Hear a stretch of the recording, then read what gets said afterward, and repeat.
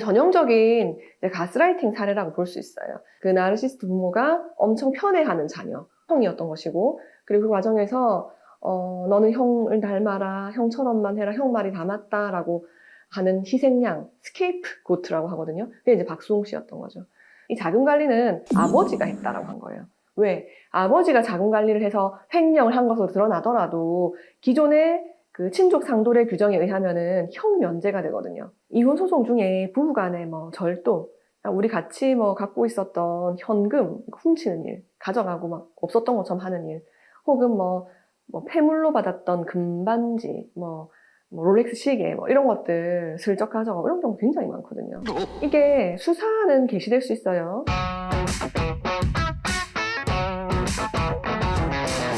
안녕하세요. 이혼 전문 변경민 변호사입니다. 제가 이혼 소송을 진행하다 보면은 의외로 형사 고소 사건으로 이 사건이 커지는 경우들이 많아요. 뭐 이를테면 가정폭력이라든가. 그런데 생각보다 가족 간에, 그러니까 부부 사이에 재산 범죄가 많거든요. 횡령, 뭐 배임, 뭐 절도며. 근데 이런 걸로는 고소를 해도 처벌이 안 돼요. 왜냐하면 친족 상도례라는 규정 때문에. 근데 이 규정이 2024년 6월 27일 전원 일치 의견으로 헌법 불합치가 되었어요. 그래서 지금은 적용이 중지되어서 이제 입법이 되고 나면은 사실상 더 이상 친족 상도례라는 이유만으로 형 면제가 되지는 않을 것으로 생각이 됩니다. 우리가 아는 케이스, 쉽게 접근할 수 있는 케이스, 박수홍 씨 케이스가 있어요. 네, 박수홍 씨가 친형 부부를 수십억 원의 횡령으로 형사 고소를 해서 사회적 파장을 일으킨 그런 케이스예요. 네, 알고 보니까 그 과정에서 많은 그들의 비행들이 드러났죠. 일단은 그 부모님들이 그 장남에 대한 선호 사상이 굉장히 강하셨던 분이셨어요. 경제력이나 이런 재능은 박수홍 씨가 굉장히 뛰어났음에도 불구하고 형 말 들어라. 형이 다 옳다. 형의 말이 법이다. 네, 그래서 박수홍 씨는 친형 부부가 이렇게 횡령하는 과정에 있어서 의구심이 있었으나 그런 부분에 대해서 어떠한 이제 이의 제기도 하지 못하고 계속 당해왔던 것이죠.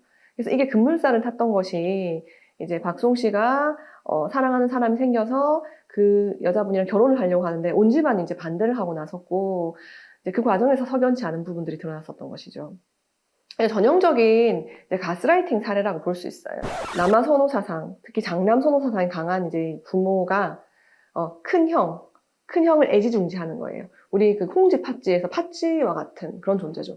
이걸 이제 심리학에서 이제 골든 차일드라고 말해요. 그래서 그 나르시스트 부모가 엄청 편애하는 자녀, 형이었던 것이고, 그리고 그 과정에서 너는 형을 닮아라, 형처럼만 해라, 형 말이 다 맞다라고 하는 희생양, 스케이프고트라고 하거든요. 그게 이제 박수홍 씨였던 거죠. 그러다 보니까 그 큰형은 그냥 평범한 직장인이었고 결국 동생 덕분에 이제 회사를 차려서 대표가 되었음에도 불구하고 오로지 형의 공로로 이렇게 치부되어 버린 거죠. 실제로 그 소송 과정에서 박경림 씨가 이제 증인으로서 증언을 해주기도 했는데요. 친형 부부는 자신의 잘못을 덮기 위해서 횡령을 한 것이 아니라 그거는 상품권을 접대비 명목으로 쓴 것이다라고 하면서 연예인들한테 그런 상품권을 주었다라고 했는데 박경림 씨가 나는 그런 상품권을 받은 적이 없다. 그리고 내가 아는 그 누구도 받은 사실이 없다. 내가 그 사람을 다 증인으로 세울 수도 있다라고 굉장히 적극적으로 박수홍 씨를 위해서 증언해 주었었죠. 그리고 이분들이 이제 내세웠던 하나의 전략 중에 친족 상도례가 있었던 거예요. 이 자금 관리, 횡령한 거, 이거 우리가 한 거 아니다. 이 자금 관리는 아버지가 했다라고 한 거예요. 왜? 아버지가 자금 관리를 해서 횡령을 한 것으로 드러나더라도 기존의 그 친족 상도례 규정에 의하면은 형 면제가 되거든요. 그렇기 때문에 자신이 빠져나가기 위해서 아버지를 내세우고 아버지가 기꺼이 그렇게 나서주는 이런 기묘한 관계로 이 소송이 전개되었다는 거예요. 그래서 이거 328조 1항의 내용을 보게 되면은 직계혈족의 경우에는 형을 면제하잖아요. 그러니까 박수홍 씨 아버지는 설령 횡령을 하더라도 처벌이 안 되는 거예요. 그런데 친형의 경우에는 동거하고 있는 친족 가족이 아니기 때문에 그런 경우에는 처벌이 될 수도 있기 때문에 요런 친족 상도례를 이제 법망을 빠져나가기 위해 악용했다라고 보여질 소식이 다분한 거죠. 그런데 이 328조의 1항이 헌법 불합치 결정이 나서 더 이상 형 면제는 안 돼요. 그리고 2항에 따라서 고소고발사 공소를 제기할 수 있다. 이거는 그냥 살아남았거든요. 합헌으로 되었거든요.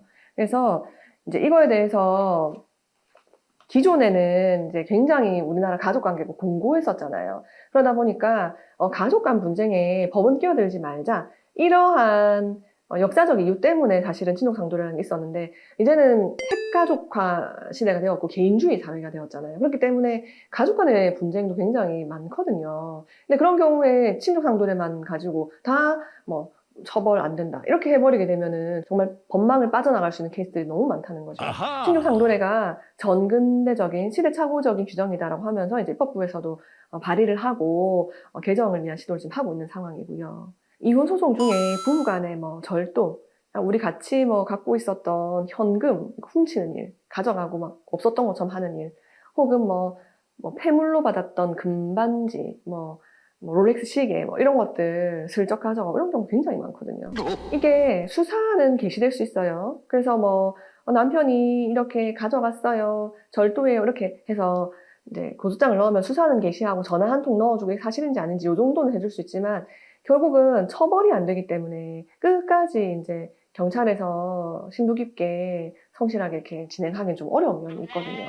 그런데 이제 친족 상도례가 폐지되고 더 이상 형 면제가 안 된다라고 하면은 정말 뭐 부부 간의 분쟁, 재산 범죄 이런 거에 대해서도 좀 성실하게 끝까지 면밀한 수사가 가능할 것으로 이제 예상이 됩니다. 이제는 친족 상도례만 믿고 뭐 와이프 돈 좀 가져가는 거, 횡령하는 거 괜찮을 거라고 생각하신다면 오산입니다. 반드시 주의하셔야 될 것 같습니다.